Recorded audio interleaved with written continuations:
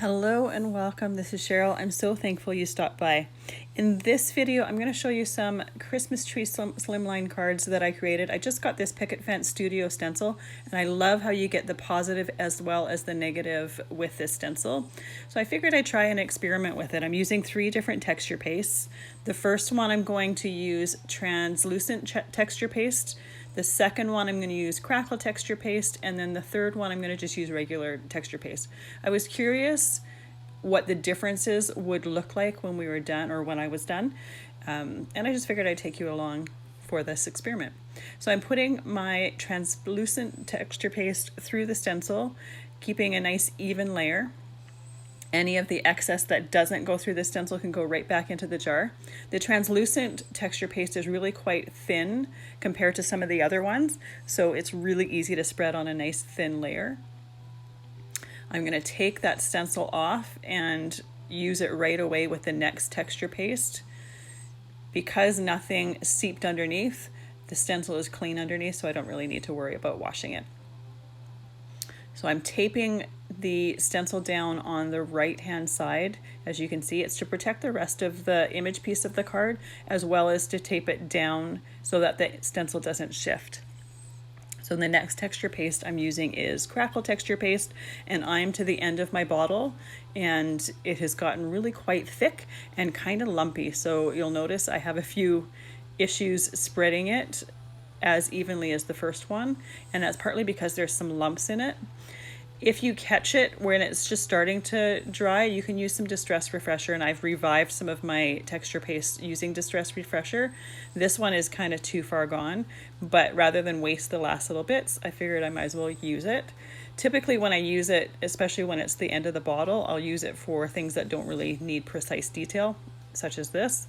And in this case, some of those lumps actually made it a little bit harder to spread the texture paste out, and I got a little bit of seepage underneath my stencil.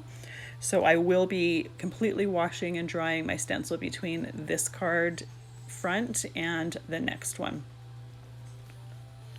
So when you lift your stencil up, make sure to lift it up and not to shift it over, because you don't want to ruin your texture paste.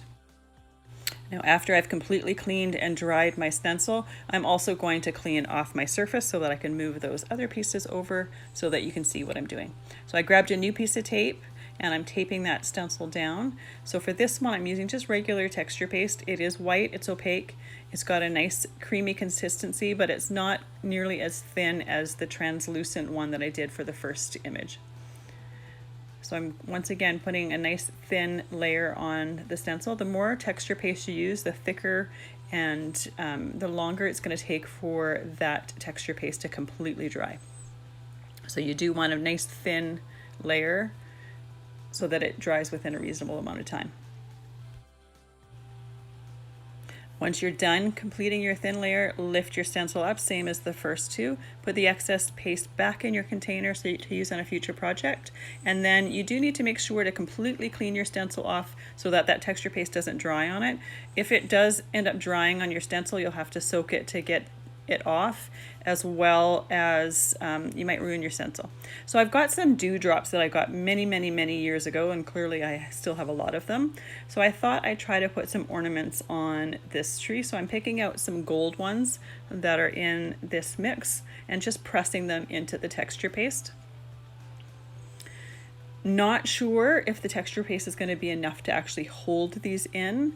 If I find that they fall off after everything is completely dried, I'll just use some Distress Collage Medium to glue them back on.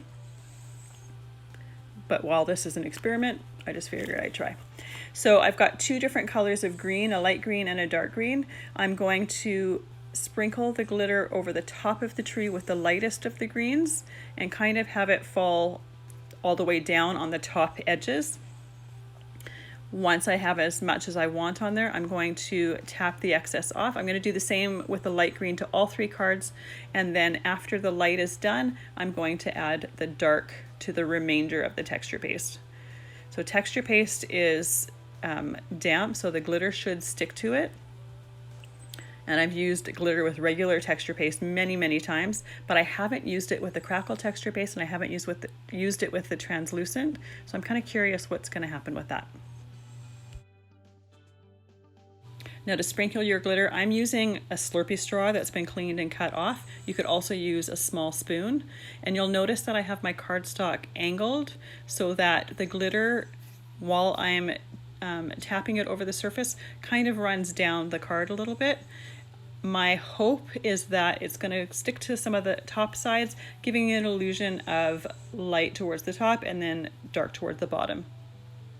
Once that light is completely done, you'll see I'll put the excess back in the container, and now I'm going to start working on the dark. So the dark I'm going to do the opposite way. I'm going to tilt it so the bottom of the trees are higher than the top. And I'm also doing this over top of a scrap piece of paper so that any excess just falls on the scrap and I can put it right back into the jar. Contaminate your glitters by using 2 different colors. That's why I did all the light at once and then put the excess back into the jar. And for doing the dark, if there may be the odd light flake of glitter that taps off when I tap the card, you're not going to notice it within the dark glitter. So I don't ever worry about that, and I've never contaminated my glitters this way.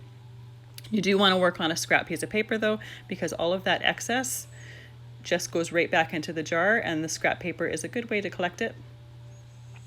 And you do want to, when you're doing this, you want to make sure that you put excess on so that you've got lots there that's going to stick to the wet texture paste.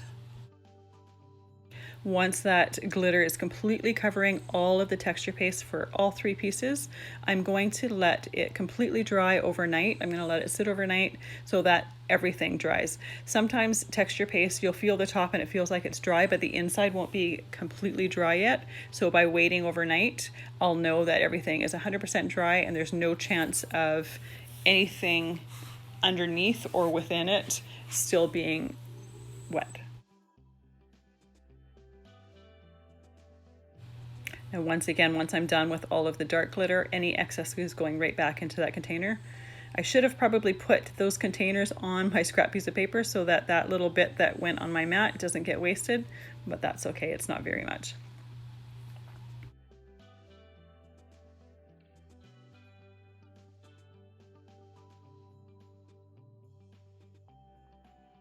So for my card base, I have 3 pieces of cardstock that are cut 7 inches by 8.5 inches, and I'm scoring them in the half so they fold to 3.5 by 8.5 inches.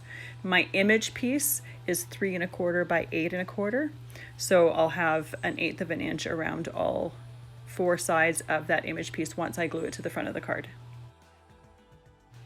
You'll notice I like to use my scoring tool to score it a couple times to get a really good crease, and then I use the end to flatten it and also get a really nice fold in the end.